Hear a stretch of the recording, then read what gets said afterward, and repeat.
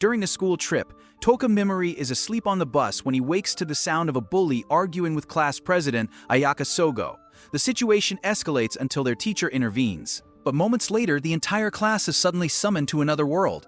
They appear before the goddess Vicious, who tells them they can only return home by defeating the Demon King, since part of his body is needed for the return ritual. To turn them into heroes, she tests each student with a magical orb that reveals their rank and abilities.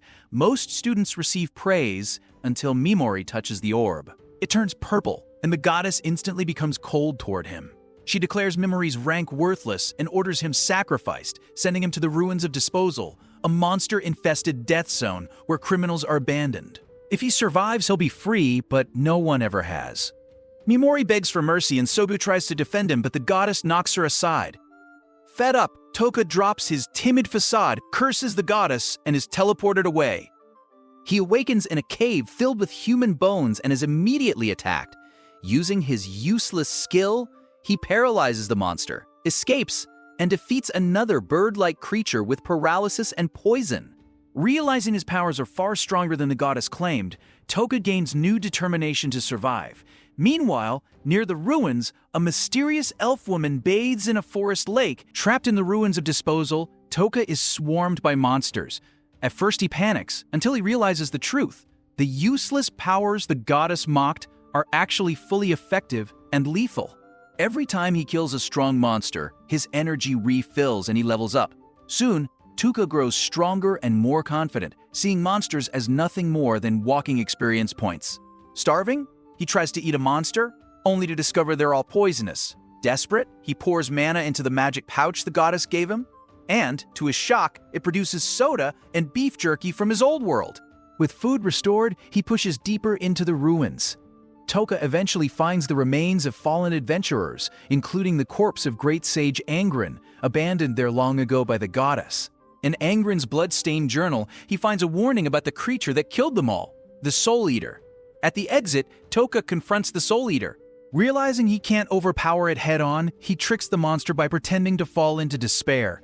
When it lowers its guard, Touka strikes and kills it. The souls trapped inside, including Angren's, are finally freed. The sage's spirit begs Touka to avenge him, a request Touka was already planning to fulfill. With the monster defeated and his resolve hardened, Touka finally escapes the ruins of disposal. In Allion, the goddess Vicious has made the heroes participate into a monster hunt as a test to see if more heroes are to be disposed of. After she woke up after attempting to defend Touka, Sogu speaks to the goddess again and pleads for her to spare those who failed the test, and agrees to protect them by forming a group lead by her, a S-class hero. Meanwhile, in the dark forest, Touka stumbles upon a slime being bullied by others of his species and putting up a fight. After helping it, Touka befriends the monster and names it Pigimaru. Soon after, Pigimaru warns Touka of imminent danger just before he gets ambushed by 4 men, the White Walkers. The mercenaries are tracking someone in the woods, a woman they intend to capture and possibly rape, but stumbling upon Touka, they try to rob and murder him for their own amusement. Mimori takes him by surprise with his paralyzed skill and poisons him to death before finding the woman they were tracking. After paralyzing her as well, Touka interrogates her, and after collecting enough information, the two part ways grateful for the other's help. The Marquis Creed Harkley announces a large-scale raid on the ruins near the city of Mills, open to all mercenaries. For Touka, newly arrived in town, it's the perfect chance to hunt the Skeleton King, a monster mentioned in the Great Sage's journal, and a key ingredient for a powerful slime-enhancing elixir. While signing up, Touka sees a woman he met earlier being publicly accused of being Sarazash Rain, the wanted elf princess, but when her hood is pulled back, she appears completely human. Humiliated, the accuser leaves, and the woman introduces herself as Mist Barkus, while Touka uses the alias Hattie Skull. He hires her to help him shop, still unfamiliar with this world, and they part ways. During the raid, Touka discovers the same man plotting with mercenaries to murder Mist. He intervenes, paralyzes them, and leaves them to be eaten by the monsters they intended to use against her. Reaching the deepest level, Touka finds the Dragon Eye Chalice, the treasure the Marquis is offering 300 gold for. Mist arrives soon after, and Touka gives her the chalice, revealing he had a different goal for entering the ruins. Grateful, Mist swears to help him hunt the Skeleton King. Meanwhile, in the dark forest, knights searching for the real Sarah's Ashrain discover the corpses of the White Walkers, catching the attention of their leader, who senses a powerful new opponent. Touka and his new companion Mist descend deeper into the ruins. Mist handles most of the fighting but reaches her limit, so Touka suggests a break and secretly uses his S-Leap skill to knock her out.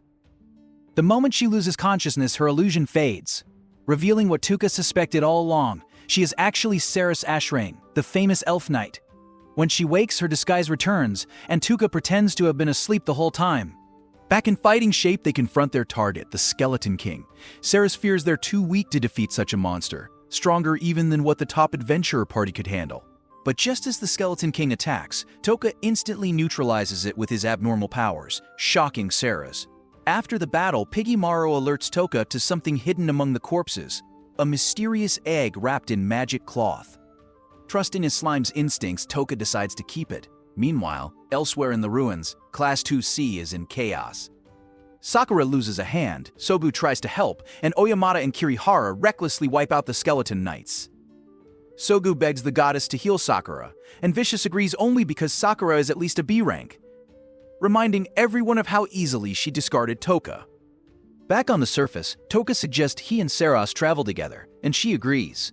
But at the reward ceremony, a mage skilled in dispelling illusions exposes her true identity, forcing her to flee. In the forest, she's ambushed by Black Dragon Knights. Though she defeats most of them, the lingering effects of the dispel leave her vulnerable, and their leader, Gizun, overpowers her. Just as he's about to assault her, Touka arrives, paralyzing and poisoning both Gizun and his dragon in an instant.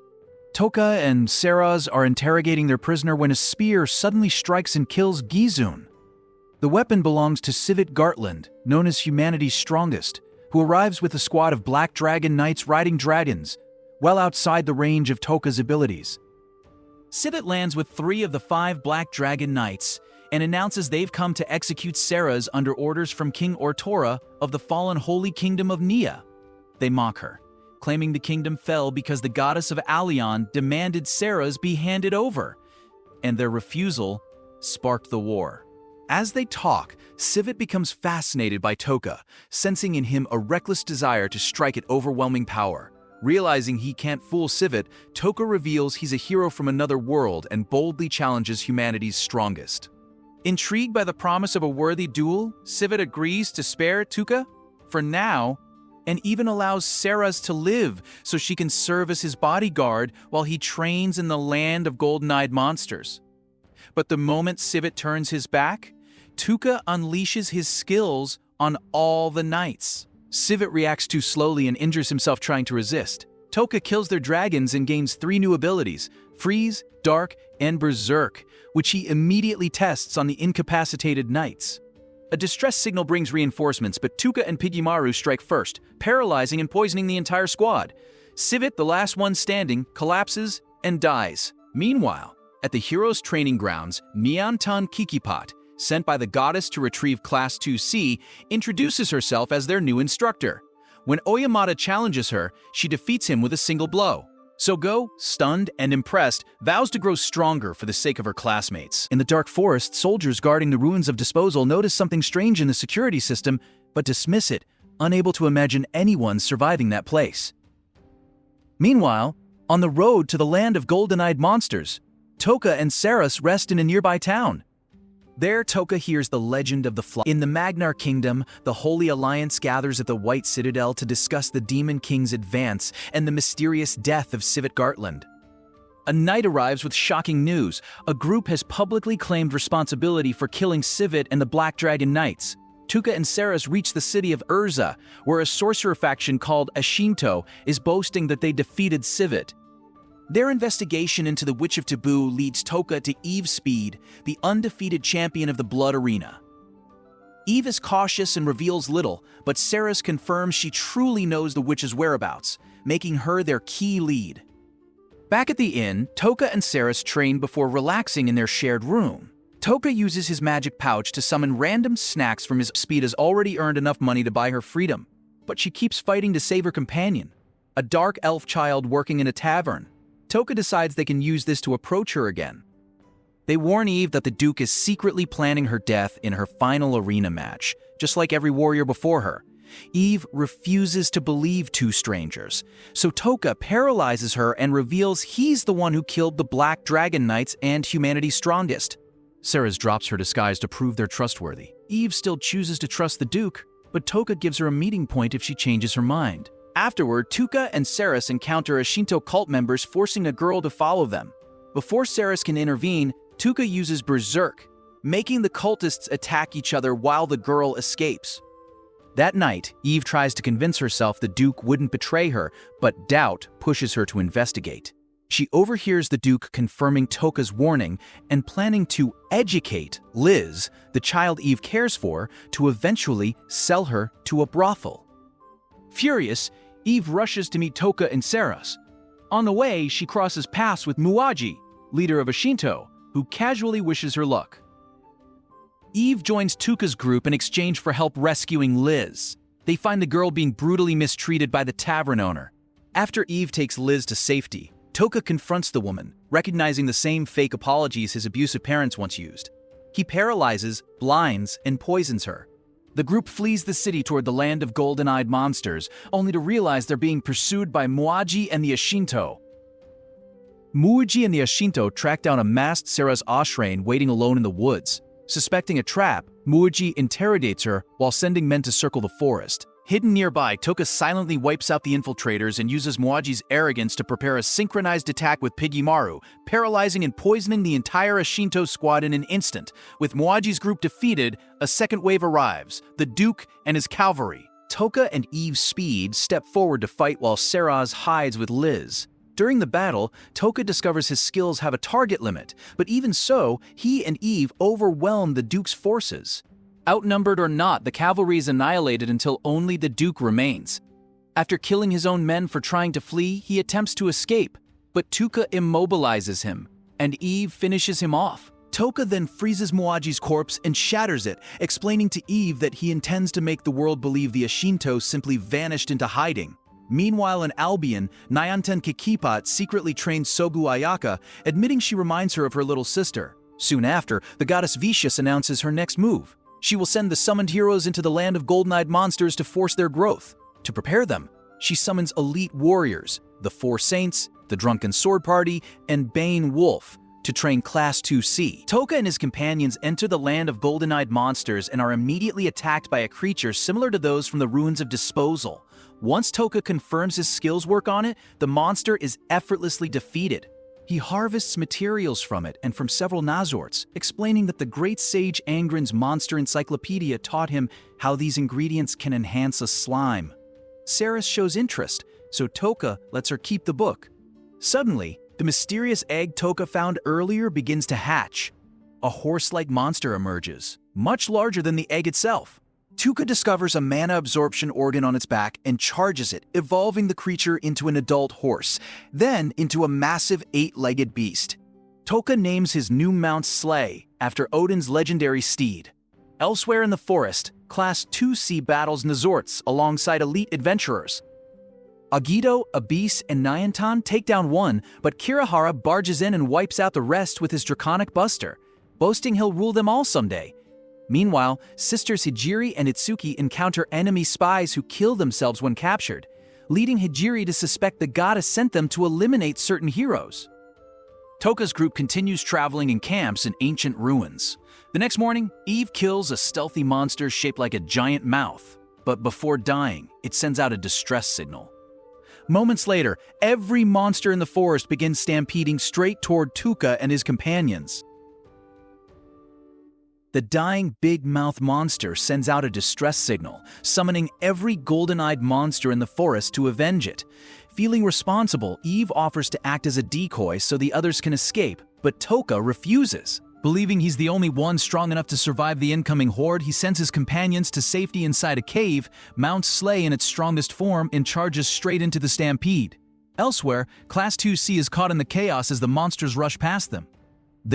Oyamada and Kirihara cut down several beasts while Sogo tries to keep everyone calm. In the confusion, Kashima attempts to save Kane, only for Kane to abandon her as bait. Meanwhile, Yasu's team suffers casualties. Hiroka and Sakuma, who once bullied Yasu back in Japan, are killed. Their deaths spark a heated argument. Sogo accuses Yasu of letting them die despite having the power to save them. Yasu fires back, saying they were cruel people who didn't deserve his help. Kirihara and Oyamata mock him, but Yasu activates his live attain skill and declares that ranks mean nothing. Sogo is S rank with no unique skill, and Oyamata is weak despite being A rank. Kirihara dismisses Yasu as a waste of effort, but admits Sogo is dragging the class down, leaving her shaken and doubting herself. Meanwhile, Touka continues battling the monster horde with Piggymaru. Worried for him, Eve leaves the cave to help, but instead finds Kashima alone, grieving her failure to save Mimori during his banishment. As Eve approaches to comfort her, Itsuki misinterprets the scene and launches a surprise attack using Lightning Shifter, igniting a fierce battle. Itsuki paralyzes Eve's vocal cords with a lightning strike and moves in for the finishing blow until her sister Hijiri stops her. Hijiri realizes Eve isn't a golden-eyed monster but an intelligent leopardkin. After a few minutes, Eve regains her voice and prepares to leave.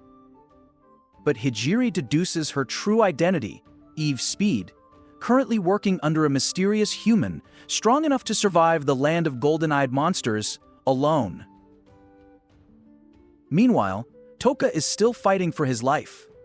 Among the horde chasing him are deadly human-faced monsters using other beasts as shields, with Slay and Piggymaru's help, and some wild acrobatics.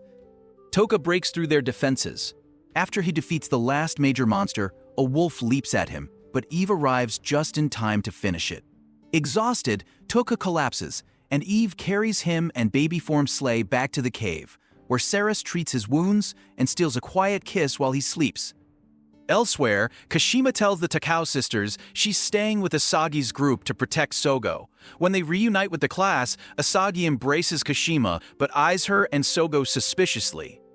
Kashima thanks the sisters for saving her but keeps their earlier conversation secret. Touka's group resumes their journey and reaches the territory of the Witch of Taboos, protected by magical circles. A giant golem attacks, but Touka neutralizes it without destroying it. Following a hidden passage, they reach the witch's true home, where Erika Anna Rorvale greets them. Introducing herself as the infamous Witch of Taboos, Erika listens as an ecstatic Mimori declares his hope that she can help him, and vows to destroy the goddess and everything she holds sacred.